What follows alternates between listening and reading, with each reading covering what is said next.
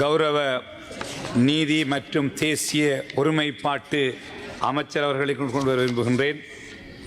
பிரித்தானியர் ஆட்சி காலத்தில் பிரித்தானிய அரசுக்கு எதிராக போராடிய பல நூற்றுக்கணக்கான சிங்கள, தமிழ் மற்றும் முஸ்லிம் தலைவர்கள் தேச துரோகிகளாக அன்றைய பிரித்தானிய ஆட்சியாளர்களால் பிரகடனப்படுத்தப்பட்டார்கள். 1796 முதல் 1948 ஆண்டு வரையிலான காலப்பகுதியில் பிரித்தானிய ஆட்சியின் போது இலங்கையை ஆண்ட ஆட்சியாளர்களுக்கு எதிராக செயற்பட்ட காரணத்திற்காக இலங்கையர்கள் தேச துரோகிகளாக பட்டியலிடப்பட்டு அவர்களின் பெயர்கள் வர்த்தமானி அறிவித்தல் மூலம் பிரகடனம் செய்யப்பட்டது. குறிப்பாக அன்றைய பிரித்தானிய ஆட்சியாளர்களால் 1804 ஆண்டு ஜூலை மாதம் 7 வெளியிடப்பட்ட 123 இலக்க வர்த்தமானி அறிவித்தல் மூலம் அதை நான் இந்த சபையிலே சமர்ப்பிக்கின்றேன். மற்றும் 1818 ஆண்டு ஜனவரி மாதம் 10 வெளியிடப்பட்ட வர்த்தமானி அறிவித்தல் மூலமும் ஆகியவற்றின் மூலம் இலங்கையின் பல சிங்கள, தமிழ் மற்றும் முஸ்லிம் சுதந்திர போராட்ட வீரர்கள் 190 பேர் தேச துரோகிகளாக பிரகடனப்படுத்தப்பட்டு அவர்களது உடைமைகள் பறிக்கப்பட்டன.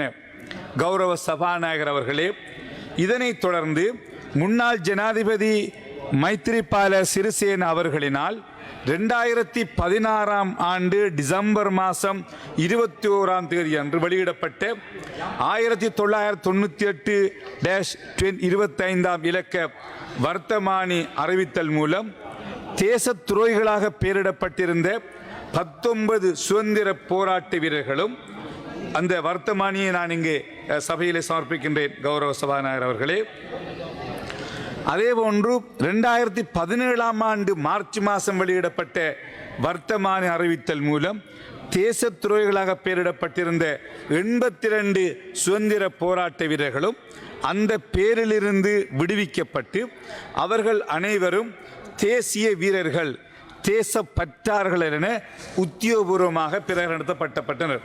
இதனைத் தொடர்ந்து சுதந்திர சதுக்கத்திலே இடம்பெற்ற நிகழ்வில் இவர்களது பரம்பரையினர் அழைக்கப்பட்டு தேசிய வீரர்களின் பரம்பரையினர் என கௌரவிக்கப்பட்டனர். கௌரவ சபாநாயகர் அவர்களே, இந்த தீர்மானத்தின் முக்கிய நோக்கம் பிரித்தானிய ஆட்சியாளர்களால் 1804 ஆண்டு ஜூலை மற்றும் 1818 ஆண்டு ஜனவரி 10 வெளியிடப்பட்ட வர்த்தமானி அறிவித்தல்களினால் அநீதிக்குள்ளான தேசிய வீரர்களை மீண்டும் கௌரவப்படுத்துவதாகும். இதன் மூலம் அவர்கள் இந்த நாட்டுக்கு செய்த தியாகங்கள் அங்கீகரிக்கப்பட்டு வரலாற்று ரீதியான அநீதி சரி செய்யப்பட்டிருக்கிறது.